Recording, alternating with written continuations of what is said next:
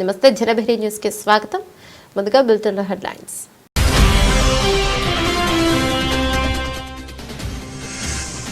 ప్రధాని Narendra Modi Visakha steel plant మూసివేసే కుట్ర చేస్తున్నాడు ఆరోపించిన సిపిఐ రాష్ట్ర కార్యదర్శి కె రామకృష్ణ.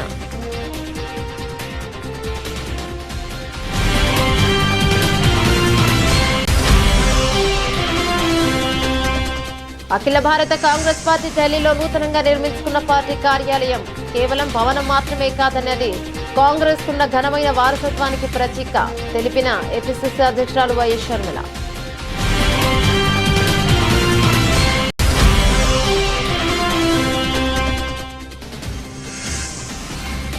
కన్నుల పండగగా జగ్గన్న తోట ప్రభల తీర్థం జనంతో కిక్కిరిసిన కొబ్బరి తోటలు.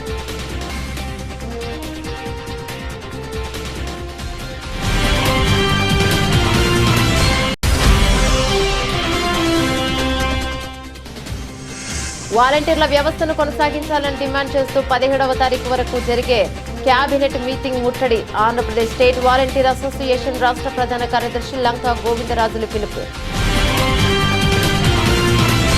సంక్రాంతి కోడి పుంజులు కత్తులు దూశాయి. చుట్టూ వీక్షకులను చూసి బరిలో రెచ్చిపోయాయి. తనపై లక్షలు పందెం కడుతుంటే సంబరపడ్డాయి. పందెంలో గెలిచేందుకు చెమటోడ్చి సాయశక్తిలో కృషి చేశాయి.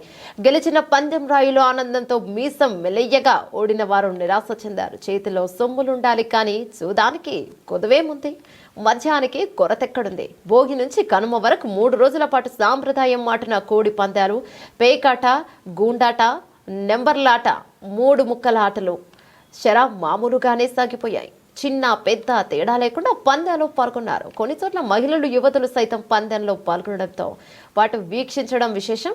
3 రోజుల పాటు జరిగిన జూదాల్లో కోట్ల రూపాయలు చేతులు మారిపోయాయి.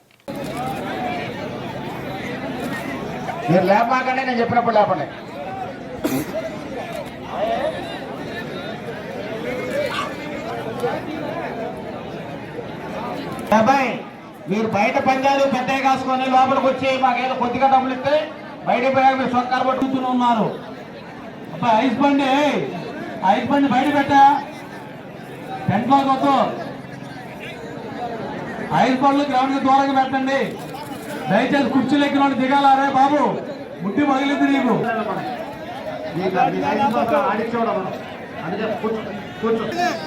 వాడికి ఉండాలి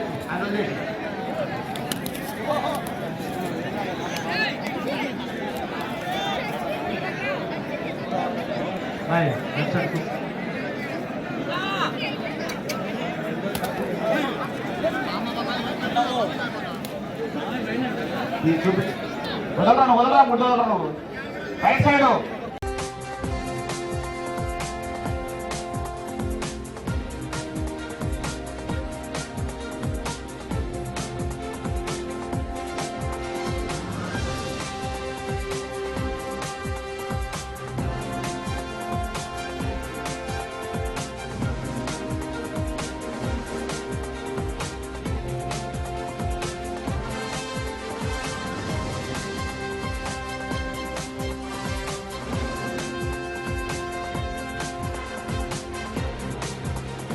జనవరి 18న వాట్సాప్ గవర్నెన్స్ తీసుకురాబోతున్నట్లు ముఖ్యమంత్రి చంద్రబాబు నాయుడు వెల్లడించారు.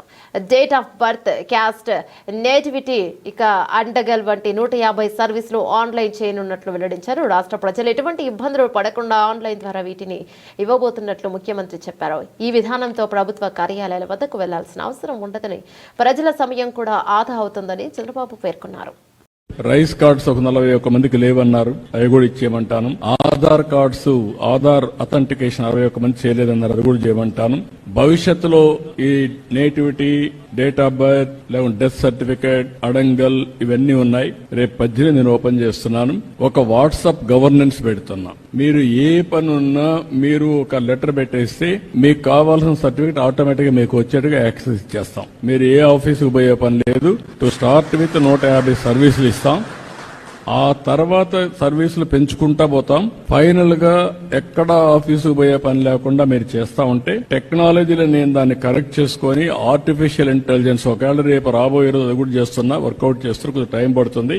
మీరు రాయలేకపోతే మాటల్లో చెప్పినా మీ మాటల్ని కరెక్ట్ చేసి ఆర్టిఫిషియల్ ఇంటెలిజెన్స్ ఏ సమస్య దాన్ని కూడా రికార్డ్ చేసి డిపార్ట్మెంట్ కి చెప్పి ఆ పని చేసి మళ్ళా మీకు వాయిస్ లో కావాలంటే వాయిస్, అదర్వైజ్ టెక్స్ట్ లో కావాలి టెక్స్ట్, లేకపోతే సర్టిఫికేట్ కావాలంటే సర్టిఫికేట్ ఇచ్చే పరిస్థితి వస్తుంది. అంటే కామన్ మ్యాన్ కూడా టెక్నాలజీ పర్ఫెక్ట్ గా ఉపయోగించుకోవడానికి శ్రీకారం చుడతాం. ఎక్కడ ఇబ్బంది లేకుండా మీకు సెల్ ఫోన్ ఒక ఆయుధంగా పనిచేస్తుంది, మీరు గుర్తుపెట్టుకోవాలి.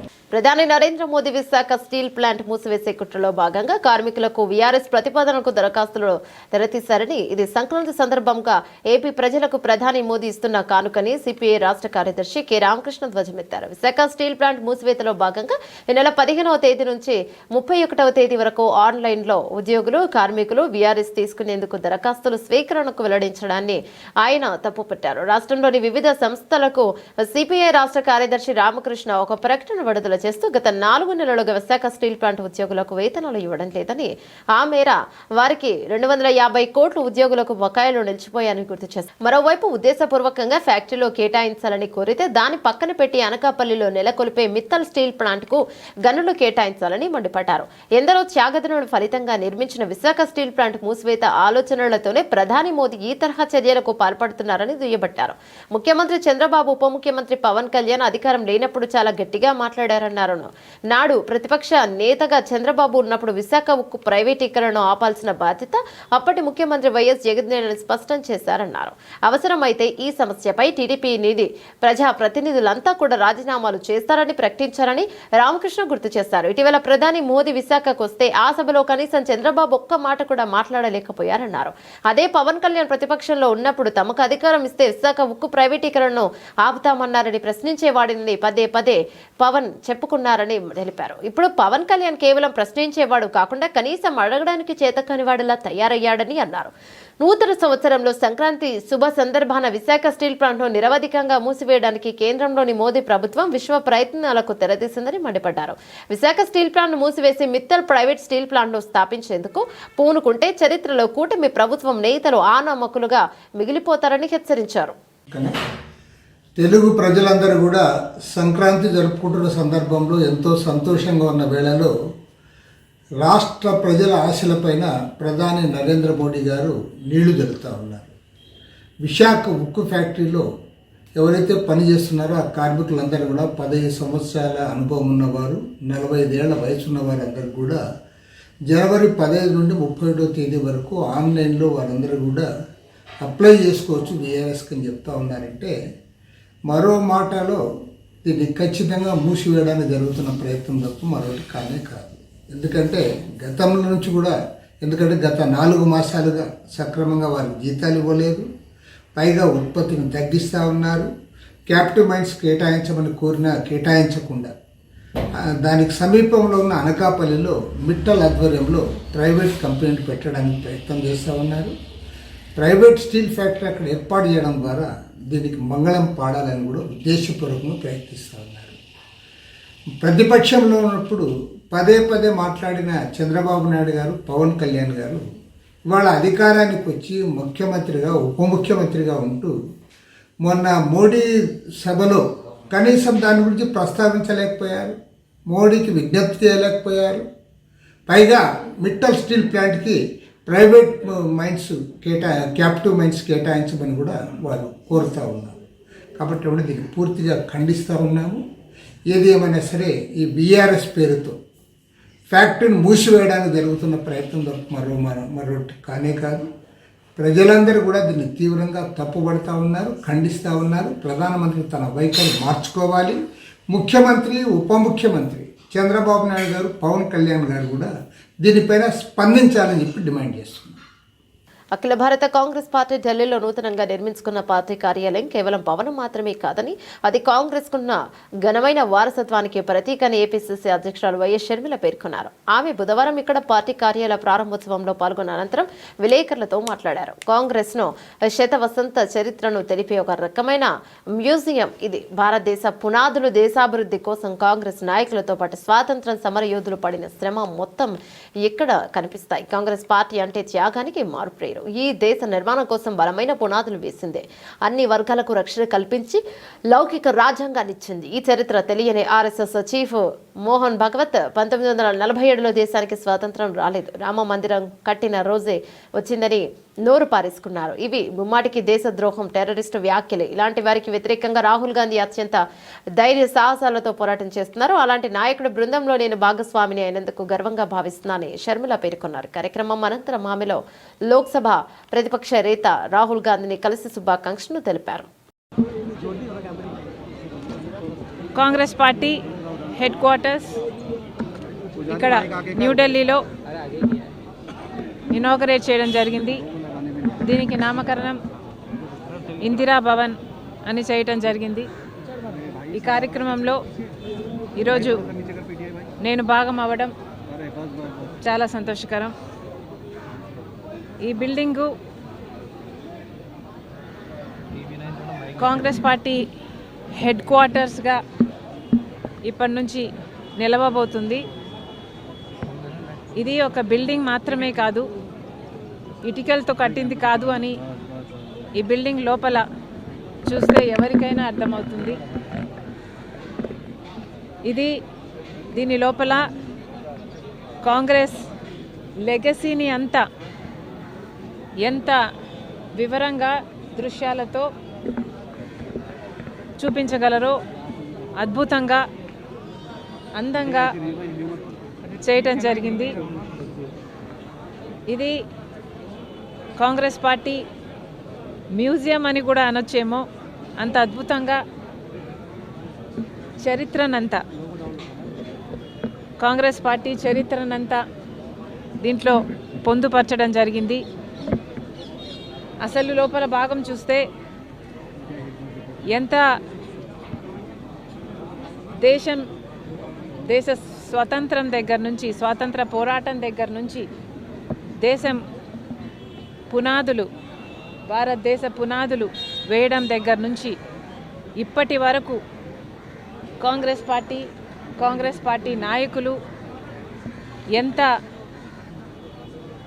వారి శ్రమను, వారి రక్తాన్ని ధారపోసారో, ఎంతమంది ప్రాణ త్యాగాలు చేశారో, ఎంతమంది కాంగ్రెస్ యోధులు, కార్యకర్తలు అన్ని త్యాగాలు చేస్తే ఈ దేశానికి స్వతంత్రం వచ్చిందో, ఆ తర్వాత కూడా మన దేశానికి పునాదులు వేసి రాజ్యాంగాన్ని నిర్మించి ప్రపంచంలోనే అతిపెద్ద డెమోక్రటిక్ నేషన్గా ఈరోజు భారతదేశం నిలబడింది అంటే దీనికి అంతటికీ కారణం కాంగ్రెస్ పార్టీ.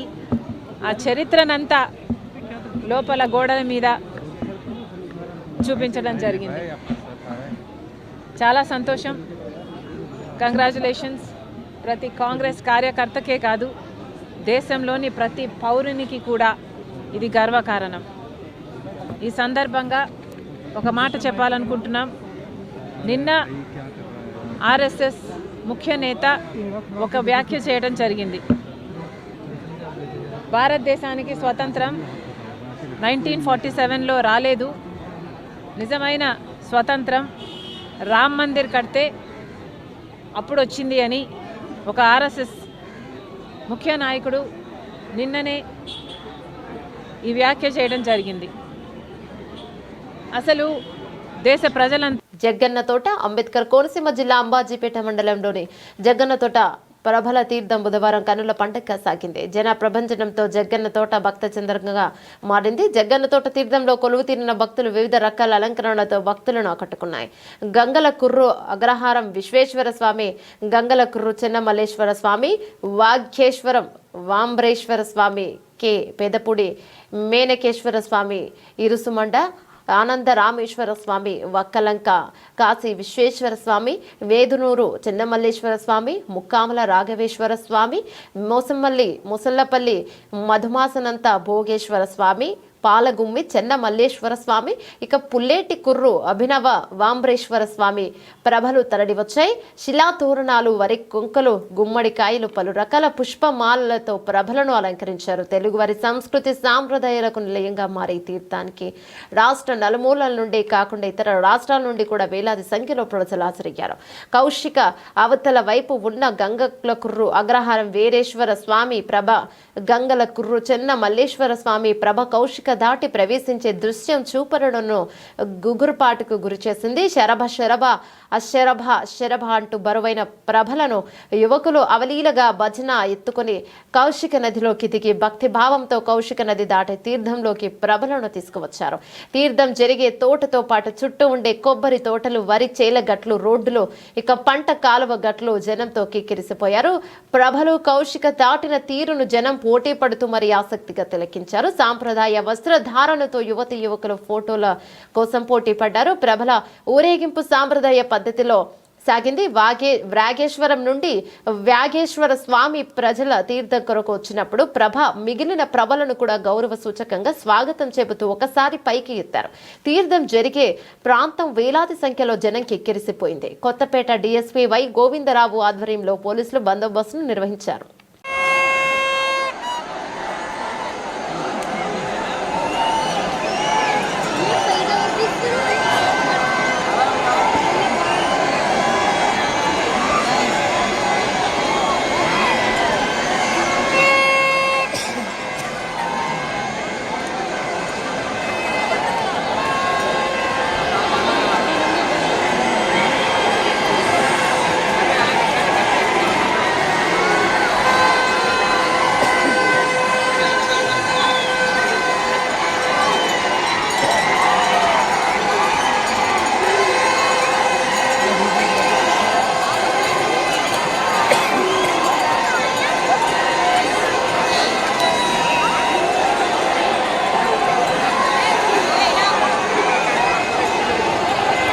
సంక్రాంతి సందర్భంగా పెద్ద పులికపాడిలో కోడి పంద్యాలు జరిగిన గలాట కారణంగా మద్యం సేవించిన పేకట రాయిలు బాహాబాహికి దిగి రక్తం వచ్చేలాగా కొట్టుకున్నారు. సరదాగా ఈ పంద్యాలు చూడడానికి వచ్చిన వారు భయభ్రాంతులకు గురై అక్కడి నుంచి పారిపోయారు. పరిస్థితి విషమించడంతో కొంతమంది జోక్యం చేసుకుని అక్కడ గొడవ పడుతున్న వారిని అక్కడి నుంచి పంపించడంతో ఇది వివాదం ముగిసిపోయింది.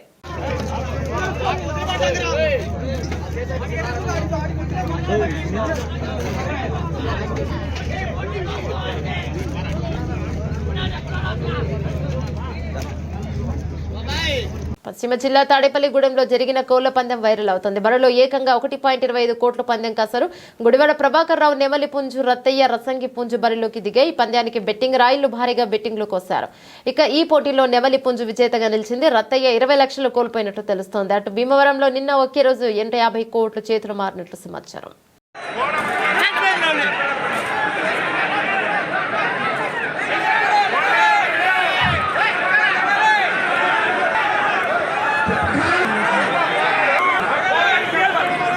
మండల కేంద్రమైన చందర్లపాడు గ్రామంలో సంక్రాంతి సంబరాల్లో భాగంగా కనుమ రోజు తెలుగుదేశం పార్టీ ఆధ్వర్యంలో గొర్రె పొట్టేళ్లు పందాలు ఏర్పాటు చేశారు. నియోజకవర్గంలోని వివిధ గ్రామాల నుంచి పెద్ద ఎత్తున పోటీలో పాల్గొనేందుకు పొట్టేలు యాజమాన్లు అందంగా అలంకరించుకొని ఆటోలు తీసుకువచ్చి పోటీలో పాల్గొన్నారు. ఉత్సాహపూరితమైన వాతావరణంలో పొట్టేళ్ల యుద్ధం చేశాయి. ఉదయం నుంచి సాయంత్రం వరకు జరిగిన పోటీలో విజేతలకు ప్రథమ, ద్వితీయ, తృతీయ నగదు బహుమతులను అందజేశారు. ప్రథమ బహుమతి 10,000 ఇక జిల్లా బీసీసీఎల్ అధ్యక్షులు దాసు రేసుప్రభు అందజేశారు. మిగిలిన నగదు బహుమతులు తెలుగు యువత వారు అందజేశారు. కార్యక్రమంలో ప్రాజెక్ట్ కమిటీ చైర్మన్ కోట వీరబాబు, మండల పార్టీ అధ్యక్షులు మేకల సుధాకర్ బాబు, జిల్లా తెలుగు యువత కార్యదర్శి ఉన్నం నరసింహారావు, పూజల వెంకయ్య తదితరులు పాల్గొన్నారు.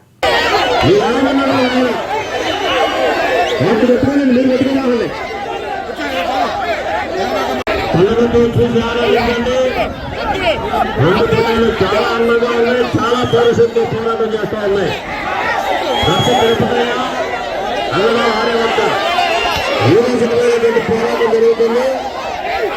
అలాగే 20 గంటలు కొట్టుకున్నా కూడా ఏది అలిచిపోలేదు.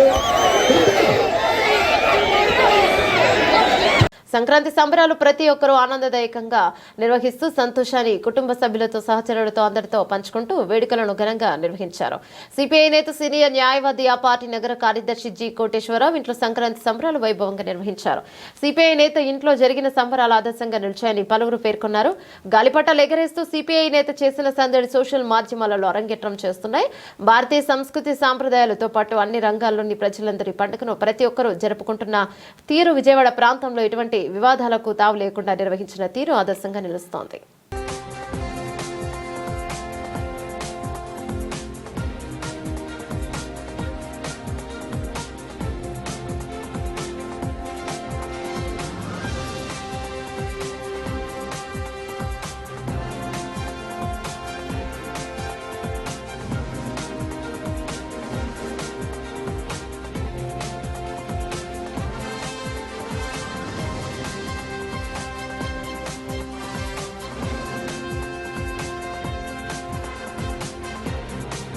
సంక్రాంతి ఉత్సవాలలో చివరి రోజైన కనుమ పండుగ సందర్భంగా చికెన్ మటన్ ధరలకు రెక్కలొచ్చాయి. చికెన్ మటన్ కొనుగోలు చేసేందుకు కొనుగోలుదారులు అధిక సంఖ్యలో దుకాణాల వద్దకు వచ్చి వీటిని కొనుగోలు చేశారు. బంధువులు, అతిథులు తదితరులను ఇంటికి పిలిచి విందు ఇస్తున్నారు. ప్రత్యేకంగా విందులో చికెన్ మటన్ జోడిస్తున్నారు. 3 రోజుల పాటు కొనసాగే సంక్రాంతి సంబరాల్లో ఆఖరి రోజు విందున వినోదాలకు పెద్దపీట వేశారు. ముఖ్యంగా మాంసాహారులు చికెన్ మటన్ వంటి మాంసాహారాలు తీసుకునేందుకు ప్రాధాన్యత ఇస్తారు. నేపథ్యంలో విజయవాడ నగరంలో కొనుగోలుదారులతో కిటకిటలాడాయి. అన్ని దుకాణాలలో కొనుగోలుదారులు వీటిని కొనుగోలు చేయడం కనిపించింది.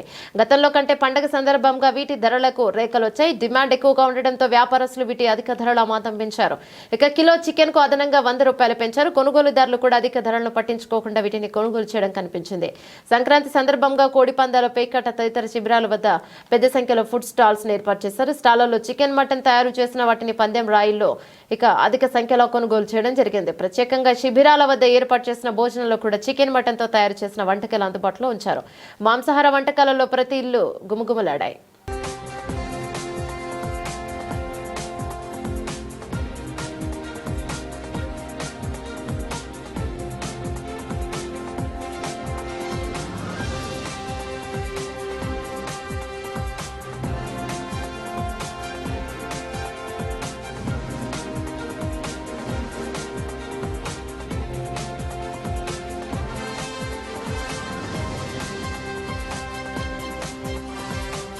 విజయవాడ హనుమాన్పేట దాసరి భవన్ సిపిఐ కార్యక్రమంలో ప్రెస్ మీట్ లో లంకా గోవిందరాజుల అధ్యక్షురాలు జి మమత మాట్లాడుతూ రాష్ట్రంలో ముఖ్యమంత్రి ఎన్నికల్లో ఇచ్చిన హామీ ప్రకారం వాలంటీర్లను కొనసాగించాలని, వాలంటీర్లకు న్యాయం చేయాలని, వాలంటీర్ వ్యవస్థ కావాలని, వాలంటీర్ల జీవితాలను ఇక ముఖ్యమంత్రి నారా చంద్రబాబు నాయుడు తలకిందులుగా చేశారని, ఉగాది పండుగ రోజు శుభవార్త చెప్తానని నమ్మపలికి వాలంటీర్ల ఓట్ల ద్వారా అధికారంలోకి వచ్చిన చంద్రబాబు నాయుడు వాలంటీర్ల జీవితాలను ఆడుకున్నారని, వాలంటీర్లను నమ్మించి గొంతుకోసారన్నారు. శాసనమండలి సమావేశంలో వాలంటీర్ వ్యవస్థ లేదని రాష్ట్ర సాంఘిక సంక్షేమ శాఖ మంత్రి డోలబాల వీరాంజనేయ స్వామి ప్రకటించడం సిగ్గుచేటని, ఎన్నికల సమయంలో రాష్ట్ర ముఖ్యమంత్రి ఇక ఎన్డీఏ కూటమికి వాలంటీర్ వ్యవస్థ లేదంటున్నటువంటి విషయం తెలియదా అని, రాష్ట్ర ముఖ్యమంత్రి ఎన్నికల సమయంలో వాలంటీర్లు ఇచ్చిన హామీ ప్రకారం వాలంటీర్లకు న్యాయం చేయాలని ప్రభుత్వం డిమాండ్ చేశారు. రాష్ట్రంలో ముఖ్యమంత్రిగా ఎన్నికల సమయంలో ఇచ్చినటువంటి హామీల ప్రకారం ₹26,000 26,000 మంది వాలంటీర్లకు కూడా న్యాయం చేస్తూ ప్రకటించాలని, వాలంటీర్ల వ్యవస్థ లేదని మంత్రి ప్రకటించడం సిగ్గుచేటని, ఎన్నికల సమయంలో వాలంటీర్ల వ్యవస్థ, వాలంటీర్లను గత ప్రభుత్వం అన్యాయం చేసిందనే విషయం ఈ ప్రభుత్వ పెద్దలకు తెలియదని, 45 సంవత్సరాల సుదీర్ఘ రాజకీయ అనుభవం, 4 సార్లు ముఖ్యమంత్రిగా పనిచేసిన నారా చంద్రబాబు నాయుడు నిబద్ధత నిలబెట్టుకోవాలని, ప్రభుత్వం వాలంటీర్ వ్యవస్థ గురించి సరైనటువంటి పద్ధతి ప్రకారం నియామకాలు చేయకపోతే ఎన్నికల్లో ఇచ్చినటువంటి హామీ ప్రకారం ఉన్నటువంటి వాలంటీర్లను కొనసాగిస్తూ వాళ్లకు ఉద్యోగ భద్రత కలిగిస్తూ ప్రస్తుతం ఉన్నటువంటి రాష్ట్ర ప్రభుత్వం జీవో విడుదల చేయాలని కోరారు. అందరికీ నమస్కారం అండి. నా పేరు లంకా గోవిందరాజులు, వాలంటీర్ అసోసియేషన్ రాష్ట్ర ప్రధాన కార్యదర్శిగా పనిచేస్తున్నాం. ఈ రోజు ఈ ప్రెస్ మీట్ గల కారణం ఏమిటంటే, గత 6 నెలల నుంచి రాష్ట్ర వ్యాప్తంగా 2,60,000 మంది వాలంటీర్ కుటుంబాల కోసం అఖిల భారతీయ యువజన సమైక్యంలో అనేకమైన పోరాటాలు చేయడం జరిగింది. ఎంత చేసినా కూడా ఈ ప్రభుత్వంలో ఎక్కడా కూడా తికమశుద్ధి లేదు. ప్రభుత్వం నాన్చుడు ధోరణి ప్రవర్తించి 4 నెలలుగా చూస్తున్నాం, మీ సంగతి ఆలోచిస్తున్నాం అని చెప్తూ ఒక 2 నెలల నుంచి జీవోలు లేవు అని చెప్పి, జీవోలు లేకపోతే మేమేం చేయలేకపోతాం చూస్తున్నాం అని చెప్తున్నారు, కొనసాగించలేము అని చెప్తున్నారు. మేము ఒకటే ఈ రాష్ట్ర ప్రభుత్వాన్ని అడుగుతున్నాం అనమాట. 2,60,000 కుటుంబాలకి మీరు మాట ఇచ్చారు, మర్చిపోయారా అని అడుగుతున్నాం. ఉగాది పచ్చడిని మాట ఇచ్చారు. ఎన్డీఏ కూటమిగా ఏర్పడి పవన్ కళ్యాణ్ గారు ప్రచారంలో కూడా చెల్లెమ్మలారా మీ పొట్ట కొట్టి అన్నయ్యని కాదు, మీకు 5,000 10,000 రూపాయలు ఇస్తా అన్న పెద్ద మనుషులు వీళ్ళు ఈ రోజున. ఇలాంటి వాళ్ళు ప్రశ్నించడం కోసం పార్టీ పెట్టిన వాళ్ళు ఈరోజు అధికారం వచ్చిన తర్వాత జీవోల పేరుతో జీవోలు లేవు, మీ సంగతి మేమేం చేయలేము అని చెప్పేసి తేల్చేయడం సరైన పద్ధతి కాదు. ఇప్పటికే 6 నెలలు గడిచిన 6 నెలల పాత బకాయిలు ఉన్నాయి. ఇప్పటికే ఆల్రెడీ జీతాల్లో సంబంధించి పాత గవర్నమెంట్లో ఉన్న వాళ్ళకి పాత అలయన్స్లు అన్నీ కూడా ఇస్తున్నారు.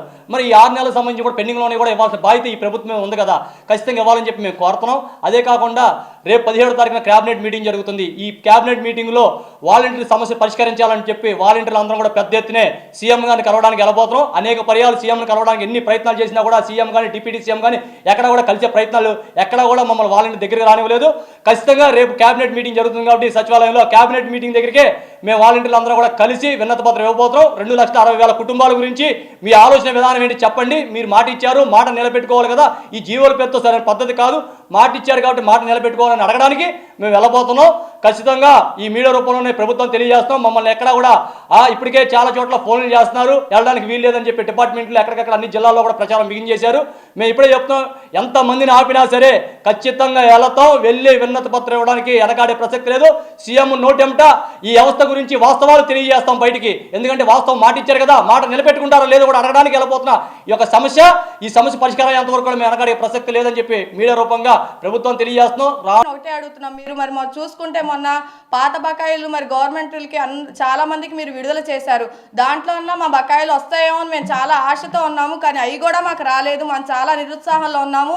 మరి రేపు 17వ తారీఖు జరగబోయే క్యాబినెట్ మీటింగ్లో డైరెక్ట్గా సీఎం సార్ని మా యొక్క వినతి పత్రం ఇచ్చి మా బాధను మేము అడగాలని మేము అందరం సంసిద్ధంగా ఉన్నాము. మరి విజయవాడ నుంచి మరి 10 జిల్లాల నుంచి వాలంటీర్లు అందరూ కదిలి రాబోతున్నారు. మరి డోలా వీరాంజనేయులు గారు కానీ, పవన్ కళ్యాణ్ గారి, నారా లోకేష్ గారు కానీ చెప్పిన మాటలు బట్టి మేము డైరెక్ట్గా ఎవరైతే మాకు ఈ వ్యవస్థను ఇస్తా అన్నారో వారినే మేము ఈ మీడియా ద్వారా అడుగుతున్నాము. సార్, మేము మీ దగ్గరికి వస్తున్నాము. రేపు 17వ తారీఖు జరగబోయే క్యాబినెట్ మీటింగ్లో ఇప్పటి వరకు ఎక్కడెక్కడైతే మేము వినతి పత్రాలు ఇచ్చామో ఇవన్నీ కాదు, కానీ డైరెక్ట్గా సీఎం సార్కే మేము వినతి పత్రం ఇచ్చి మా వ్యవస్థ గురించి మాట్లాడడానికి ప్రతి ఒక్క వాలంటీర్లు కదిలి వస్తున్నామని. క్యాబినెట్ మీటింగ్లో మేము వాలంటీర్స్ అందరం కూడా కలిసి వెళ్ళి మొత్తం యావత్ రాష్ట్రం మొత్తం మీద ఉన్న వాలంటీర్స్ అందరం కూడా మూకుమ్మడిగా వెళ్ళి సీఎం గారిని కలవటానికి మేము మా యొక్క సమస్యను ఆయనకి వివరించడానికి వెళ్ళబోతున్నాము. ఈ యొక్క విషయాన్ని మీడియా ద్వారా వాలంటీర్ మిత్రులందరికీ అలాగే కూటమి ప్రభుత్వానికి తెలియజేస్తున్నాము. గత 6 నెలల నుంచి మాకు పెండింగ్ వేతనాలు చెల్లించలేదు. అట్లాగే మేము మొన్న జనవరి 1 న్యూ ఇయర్కి కానీ లేదంటే సంక్రాంతికి కానీ ఏమైనా తీపి కబురు వస్తుందేమోనని చెప్పి ఇంతవరకు ఎదురు చూసాము. అయినా కూడా న్యూ ఇయర్ అయిపోయింది, సంక్రాంతి పండుగ కూడా చివరి రోజుకు చేరుకుంది. అయినా కూడా మా గురించి ఎటువంటి ప్రస్తావన రాలేదు. మరి గత 2 రోజుల క్రితం చూసుకుంటుంటే 2014-19 మధ్య ఉన్న ఆ టైంలో ముఖ్యమంత్రిగా ఉన్నప్పుడు ఎవరికైతే కాంట్రాక్టర్స్కి పెండింగ్ బిల్స్ ఉన్నాయో ఆ పెండింగ్ బిల్స్ అన్నీ కూడా సంక్రాంతి పండుగ సందర్భంగా ఆయన రిలీజ్ చేయడం జరిగింది. అలాగే గవర్నమెంట్ ఎంప్లాయీస్కి రావాల్సిన పాత బకాయిలు డిఏలు కానీ ఇతరత్ర పాత బకాయిలు అన్నీ కూడా గవర్నమెంట్ ఎంప్లాయీస్కి రావాల్సినవి కూడా రిలీజ్ చేశారు. మరి వాటితో పాటే వాలంటీర్స్ యొక్క పెండింగ్ వేతనాలు కూడా రిలీజ్ చేస్తే బాగుండేది. మా విషయం కూడా దాంట్లో వస్తుందని చెప్పి ఎదురు చూసాం. అయినా కూడా వాలంటీర్స్ ప్రస్తావన ఏమీ రాలేదు. మరి నగరంలో జబర్దస్త్ శ్రీముఖి ముక్కు అవినాష్ టీం సందడి చేస్తుంది. విజయవాడ ఇంద్రకిలాద్రిపై కొలువై ఉన్న శ్రీ కనకదుర్గ అమ్మవారిని జబర్దస్త్ శ్రీముఖి ముక్కు అవినాష్ తదితర టీంతో కలిసి దర్శించుకున్నారు. సంక్రాంతి పర్వదినాన్ని పురస్కరించుకొని జబర్దస్త్ శ్రీముఖి ముక్కు అవినాష్ టీంతో కలిసి శ్రీ దుర్గా మల్లేశ్వర స్వామి వార్ల దేవస్థానానికి విచ్చేయగా ఆలయ అధికారులు ఆలయ మర్యాదలతో అమ్మవారికి దర్శనం కల్పించారు. అనంతరం వేద పండితులు ఆశీర్వచనం ఇచ్చారు. సందర్భంగా వారు మాట్లాడుతూ విజయవాడ కనకదుర్గ అమ్మవారిని దర్శించుకోవడం ఆనందంగా ఉందన్నారు. తాము ఎప్పుడు విజయవాడ వచ్చినా అమ్మను దర్శించుకుంటామని తెలిపారు.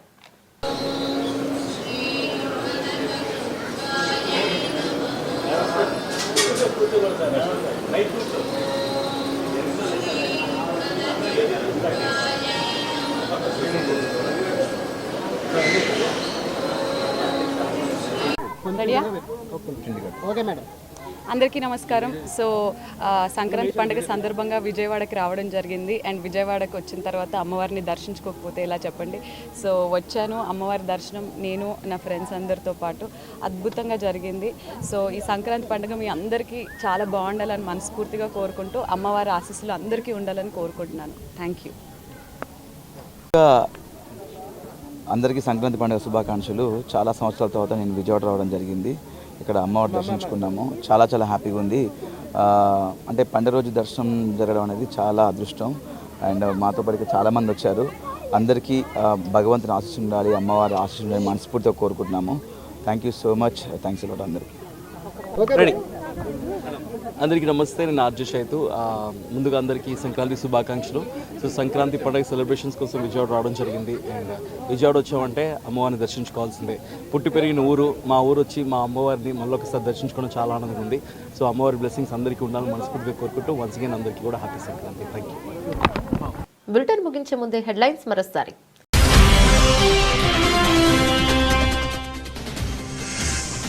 ప్రధాని నరేంద్ర మోదీ విశాఖ స్టీల్ ప్లాంట్ మూసివేసే కుట్ర చేస్తున్నాడు ఆరోపించిన సిపిఐ రాష్ట్ర కార్యదర్శి కె రామకృష్ణ.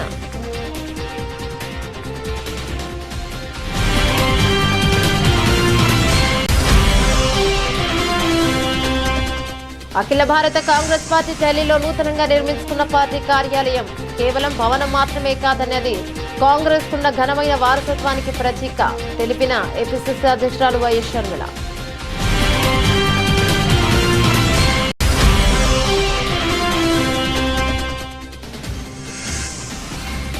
కన్నుల పండగగా జగ్గన్న తోట ప్రబల తీర్థం జనంతో కిక్కిరిసిన కొబ్బరి తోటలు.